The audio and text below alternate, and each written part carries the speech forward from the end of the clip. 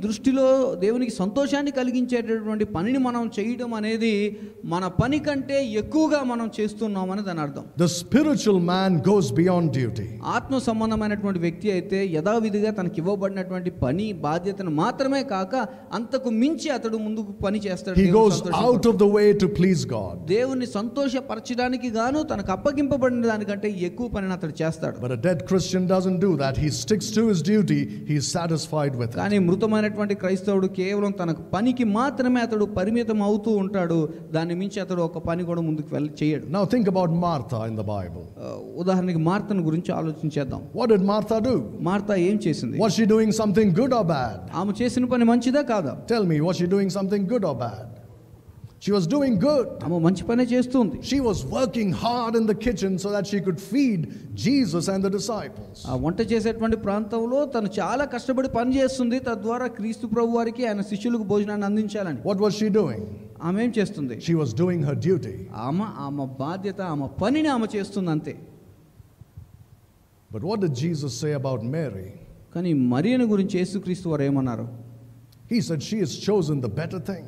ఆమె ఉత్తమమైనటువంటి దాన్ని ఎంచుకుంది అని ఆయన చెప్పారు. What was Mary doing? She was sitting at the Lord's feet and listening to his word. ఆమె ఏం చేస్తుందంటే యేసు ప్రభు పాదాల యొద్ద కూర్చొని ఆయన యొక్క మాటలను వింటుంది. Mary wasn't spiritual just because she was sitting down and listening to the word of God. ఆమె కూర్చొని యేసు ప్రభు వారి మాటలు వింటుంది గనక మరియా ఆత్మ సంబంధమైనటువంటి వ్యక్తి లేదా ఆత్మీయంగా బాగా ఎదుగుతుందని దాని అర్థం కాదు. But you see, she went beyond everything else. ఎందుకంటే ఆమె తన పని కంటే ఇంకా ఎక్కువగా ముందుకు వెళ్ళినట్లుగా చూస్తున్నాం. But Martha thought she is the one who's spiritual because look, I'm the one doing all the work. Martha ఏమనుకుంటుందంటే నేనే ఆత్మీయంగా కరెక్ట్గా ఉన్నటువంటి వ్యక్తిని, అందుకని చూడు నేను ఎంత పని చేస్తున్నానో అని అనుకుంటుంది. Lord, tell her to come and help me in the kitchen. ఏమనంటే ప్రభువా ఆమెను కూడా పంపించు నాతో పాటు పని చేయడానికి అని అడిగింది. There was a king named Jehu in the Bible. Bible గ్రంథంలో జెహూ అనేటువంటి ఒక రాజు ఉన్నాడు. I don't know how many of you have heard of him. మీలో ఎంతమంది విన్నారో నాకు తెలియదు. Right, he was the king of Israel. Israel దేశానికి రాజుగా పనిచేశాడు. And he had a commission from Elisha to destroy the whole family of Ahab. Ahab యొక్క కుటుంబం అంతటిని కూడా నాశనం చెయ్యి అన్నటువంటి ఆజ్ఞను ఏలియా నుంచి అతడు పొందుకున్నాడు. And he did it. ఆయన ఆ పని చేశాడు. He went and killed Jezebel and everybody in the family. యెజబెల్ని వారి కుటుంబ సభ్యులందరినీ కూడా అతడు చంపివేశాడు. But you know what he did? కానీ అతడు ఏం చేశాడో తెలుసా? He told one of his friends, come get up on the chariot with me.